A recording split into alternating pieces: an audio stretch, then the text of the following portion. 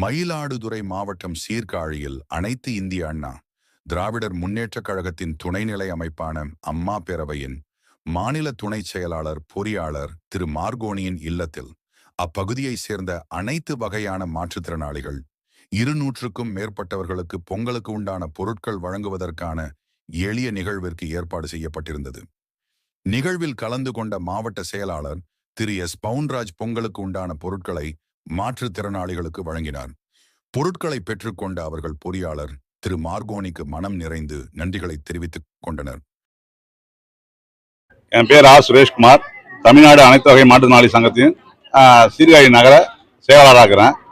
இந்த பொங்கலை முன்னிட்டு சீர்காழி நகர் பகுதியில் உள்ள மாற்றுத்திறனாளி அனைவருக்கும் மார்கோனி அவர்கள் 200 மாற்றுத்திறனாளிகளுக்கு 1000 மதிப்புள்ள பொங்கல் சிறப்பு கொடுத்தாங்க. எங்க சங்கத்தின் சார்பாக மார்கோனி அவர்களுக்கும் நன்றி குறிக்கிறேன்.